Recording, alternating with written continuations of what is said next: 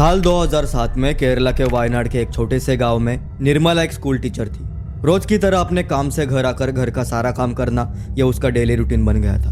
हर रोज की तरह वो वॉशिंग मशीन में कपड़े धोकर उसके मकान के टेरेस पे सुखाने के लिए जाती थी। एक दिन निर्मला रोज की तरह टेरेस पे कपड़े सुखाने के लिए जा रही थी, पर उस दिन से निर्मला के साथ जो हुआ वो सच में रोंगटे खड़े कर देगा। निर्मला ने लगातार कई दिनों तक ये सब जो देखा वो उसे आज तक चैन से सोने नहीं देता। सो विदाउट एनी डिले शुरू करते आज की दिमाग हिला देने वाली कहानी रक्साल की आवाज में। कभी किसी ने सोचा भी नहीं होगा कि एक शांत से दिखने वाली जगह, एक पुराना घर और एक नॉर्मल लाइफ जीने वाली औरत की कहानी इतनी ज्यादा भयानक हो सकती है। केरला के वायनाड के एक छोटे से गांव में रहने वाली निर्मला की कहानी सिर्फ एक कहानी नहीं है, यह एक ऐसी सच्ची घटना है जो सुनने के बाद आप लोग भी रात को चैन से सो नहीं पाओगे।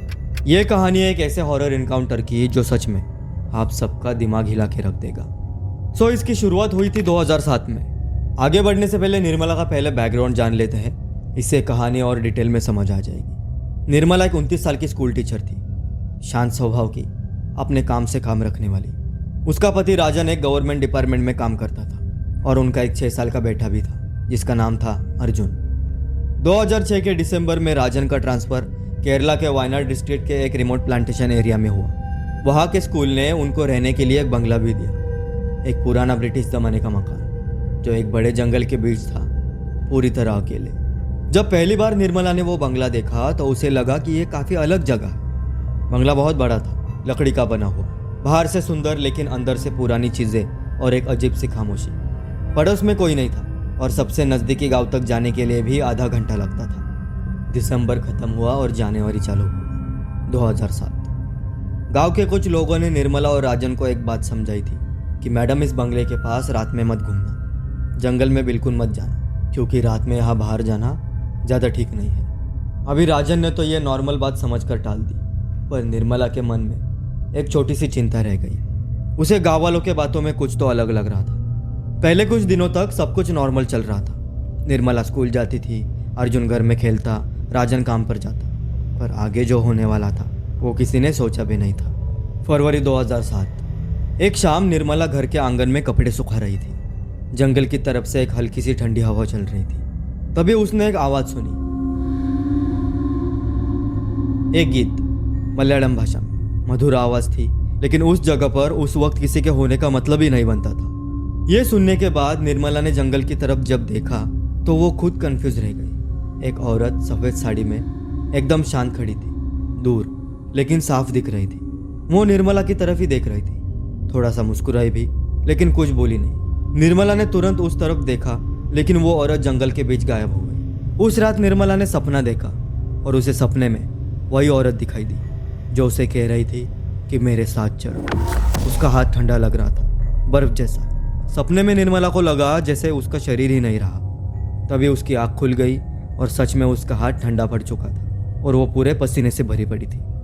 एक एक करके दिन पे दिन बीत रहे थे। फरवरी खत्म हो गया, मार्च खत्म हो रहा था और अप्रैल शुरू होने के लिए कुछ ही दिन बचे थे। अगले कुछ ही हफ्तों में घर में कुछ अजीब घटनाएं होने लगी। रात के समय सीढ़ियों पे चलने की आवाज़, किचन में बर्तनों का हिलना और बेडरूम का दरवाज़ा अपने आप खुलना। अब तक निर्मला को कुछ समझ में नहीं आ रहा था कि ये सब हो क्या रहा है। अब तक निर्मला को वो औरत सिर्फ बाहर दिखाई दे रही थी और सपने में। एक दिन जब निर्मला ने बेडरूम के आईने में देखा, उसे अपनी परछाई के पीछे किसी और की परछाई दिखाई दी और जब उसने ध्यान से देखा तो वो वही सफ़ेद साड़ी वाली औरत थी, लेकिन अब उसकी आंखें पूरी तरह से काली थी, बिल्कुल अंधेरी। ये सब होने के बाद भी निर्मला ने वहम समझकर टालने की कोशिश की, लेकिन उस दिन के बाद जो कुछ होने वाला था वो निर्मला के सोच के बाहर था। उस दिन के बाद उसके हाथों और गले पर छोटी छोटी खरोंचें दिखने लगी। पहले उसने सोचा कि शायद काम करते वक्त लगी होंगी, लेकिन वही निशान हर सुबह नए होते। अब निर्मला पूरी तरह से डरने लगी। उसने ये बात राजन को बताने का सोचा। राजन को बताने पर उसने सिर्फ इतना ही कहा, तुम थक चुकी हो, स्ट्रेस मत लो। और अर्जुन भी छोटा था, उसे कुछ समझ नहीं आ रहा था। ऐसे ही करते करते अप्रैल खत्म होकर मई चालू हुआ। दिन पे दिन बीते जा रहे थे। अब आगे जो होने वाला था वो सच में रोंगटे खड़े कर देगा। अमावस्या थी, बारिश भी हो रही थी। जंगल से बिजली की चमक घर के अंदर टकरा रही थी। निर्मला रात को अचानक जाग गई। उसे ऐसा लगा जैसे कोई उसके छाती पर बैठा हो। सांस लेना मुश्किल हो गया था। उसका शरीर ही हिल नहीं रहा था। उसने हिम्मत करके अपनी आंखें खोली और जब उसने आंखें खोली सामने वही औरत थी, लेकिन इस बार उसका चेहरा पूरी तरह से बिगड़ा हुआ और भयानक था। बालों में खून, मुंह से निकलती लंबे दांत और आंखें। वो औरत जब भी दिखती थी एक ही बात कहती थी कि मेरे साथ चलो। उसे अपने छाती पर बैठा देख निर्मला ने जोर लगाकर अपने गले का तावीज पकड़ा, मन में काली माँ का नाम लिया और अगले ही पल में वो औरत चीखकर गायब हो गई। लेकिन निर्मला के गले और छाती पर बड़े निशान रह गए। जब सुबह हुई तो राजन की भी आंख खुली और राजन ने देखा कि निर्मला जमीन पर बेहोश पड़ी हुई है। निर्मला का ऐसा बर्ताव और घर में अजीब सी शांति छाना राजन को कुछ समझ में नहीं आ रहा था। राजन ने एक फैसला लिया, तांत्रिक बुलाने का। राजन ने तांत्रिक को बुलाया, वही तांत्रिक जो जंगल के आसपास की चीजें जानता था। उसने कहा कि ये यक्षी है, एक आत्मा जो पहले यहाँ रहती थी 19वीं सदी में। उसने यहाँ जंगल में अपना अंत कर लिया, तब से वो यहाँ भटक रही है। तांत्रिक ने हवन किया, मंत्रों से घर और जंगल को शुद्ध किया। उसने कहा तुम लोग यहाँ नहीं रह सकते, ये जगह अभी भी उसकी है। अगर यहाँ रहे तो वो फिर से लौट आएगी। उसने निर्मला की तरफ देखा और उसे एक पवित्र तावीज दिया और कहा इसे कभी मत उतारना। उस दिन के बाद कुछ दिनों तक सब कुछ नॉर्मल चल रहा था। अभी राजन भी पूरी तरह से शांत हो चुका था और निर्मला भी। निर्मला और राजन ने तुरंत वो बंगला छोड़ने का फैसला लिया और जुलाई 2007 में निर्मला और राजन ने तुरंत वो बंगला छोड़ दिया और वायनाड के दूसरे एरिया में शिफ्ट हो गए। कुछ सालों तक सब ठीक चल रहा था, लेकिन निर्मला हर कुछ दिनों के बाद सपने में उसी औरत को देखती थी। वही आवाज़, वही चेहरा और वही लाइन, वापस आओ। उसके गले के निशान धीरे धीरे गायब हो गए थे, लेकिन मन का डर कभी नहीं गया। धीरे धीरे करके सब कुछ नॉर्मल हो रहा था।